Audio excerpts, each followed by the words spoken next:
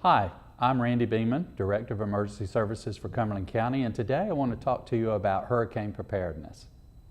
It's very important to be prepared for hurricane season that's fast approaching. It is beginning in June of this year and it'll run through November 30th.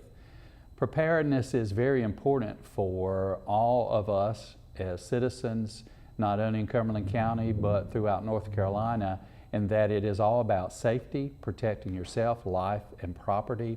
And through preparedness, we are better in a position to take care of our needs whenever a storm event may occur in our area. There are certain things that we should do in advance for preparedness of that. And one is we need to know where the shelters are in our particular community, be aware of that, make sure that we know a safe route to those shelters, and also we need to be thinking about an emergency plan for our family.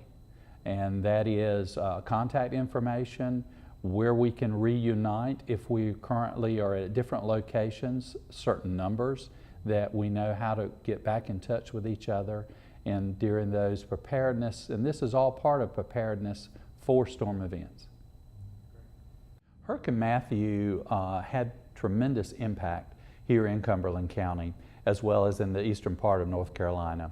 And just as, for instance, it is one of historical proportion as to the amount of damage that was done throughout our state. $1.5 billion is the estimates at this point in time. And what it has done, it has increased the awareness of the public that there needs to be more preparedness on their behalf. It also has brought to the attention of emergency services that there are always areas in which we can improve, such as early warning systems for our public. And also it gives the opportunity to test our processes and procedures in time of emergencies. So Hurricane Matthew also brought to the attention to many of the residences who live around or on lakes or dams, many of those which were private dams.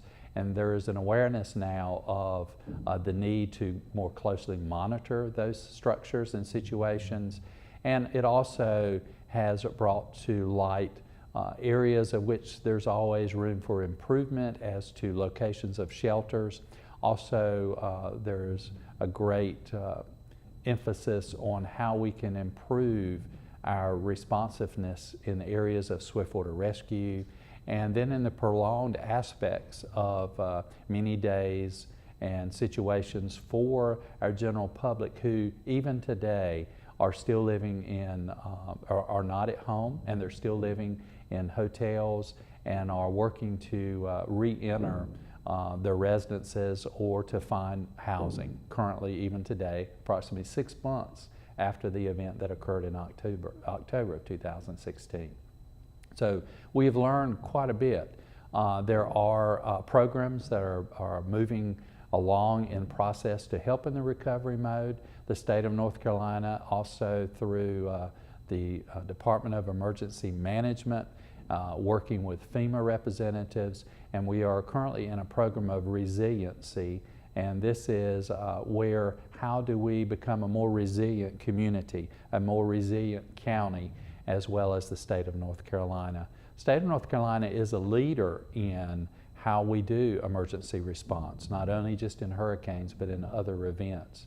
And so we're very proud of that, and we are continuing to move forward in improving our readiness. And of course, this event was very powerful and tested many of our processes. There are ways that our citizens and residents can stay better informed. There are mass notification systems. One that Cumberland County is very proud of is a system called Code Red. The citizens can access that through the website of Cumberland County, which is www.co.cumberland.nc.us. And when you pull up our web page, if you will look up on the first page or the home page, on the top left you will see Code Red. And that is where you click on that icon and you will follow those instructions. It gives the individual, our citizen, the opportunity to receive messages of importance through either text messaging or by whatever phone system you would like, be it a cell phone, a landline, and also through other methods of we're working on the text messaging mode as well. And that is an announcement of severe weather so that will give you advance warning as much as possible. State of North Carolina has a software that you can sign up for called ncready.org. ncready.org will give that user opportunities on shelter opening, road closures, and other severe weather announcements and processes that may be going on in the immediate area. Also, for those people that are interested in finding out and finding and researching on information on how you may build a kit. We always talk about a safety kit, a preparedness kit for storm events such as hurricanes, and that is found under the website of FEMA.gov. And if you go out on the FEMA.gov site, it will give you instructions on preparedness, planning, and also building your kit.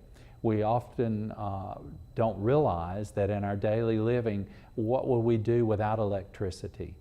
Some people, we rely heavily on electronics and electricity in our homes and our work and various activities outside of the home. And one of the very easy things to forget is that when you lose electricity, our plastic cards, our ATMs, banking is not open and operating. So in preparation of a storm that may be coming, you need to have cash available. You need to make sure that you have adequate supply of medications. We ask people that they need to have 1 gallon of water per person per day, and you need to plan for at least 72 hours of not having water. We also ask people to plan for providing food for themselves, non-perishable foods. And in preparation of a storm event, if you're planning on staying home, then you need to make sure that your refrigerator setting is at its coldest setting in preparing for the possibility of electric loss. And also you need to make sure that you have your water supply there. And we also caution people that may be living in mobile homes or modular homes that that is not a safe situation to be in with high winds. So therefore you need to be either seeking shelter at a family member's home or finding where the nearest shelters are. And what do you take to the shelter? Some people may wonder, well, what should I take along with the shelter? You need to think about a first aid kit. You need to have your medicines that you will be taking, baby food and diapers for small children and your babies, games, books, music players that have headphones. Always remind people that you need to have that headphone setting for non-disturbing, because you are in a mass kind of situation with multiple people, so privacy is important. Toiletry items, battery-powered radio, and cell phone. Make sure that your cell phone is fully charged. Also need to take a charger with you for keeping that battery charged up with your cell phone. You need identification. Make sure that you have identification, driver's license, things of this nature on you when you're entering the shelter. Copies of important papers, wills, insurance policies. Review those things when you're preparing for a storm season that's beginning with us June 1st through November 30. And again, remember to have cash and credit cards, cash most importantly because of electric failure. Therefore, you won't have ATMs and things of this nature. So that's what you can bring to the shelter. And most of all, there's an awareness. I call it constantly monitor your weather services. Also, don't forget a NOAA radio. Weather radio is very important to have with you. And then have some device that you can receive warnings on, such as when I mentioned earlier about Code Red. When we send those messages out, make sure that that device is with you and ready at all times. Cumberland County is recognizing Hurricane Preparedness Week, and that is going to be May the 7th through May 13th, 2017.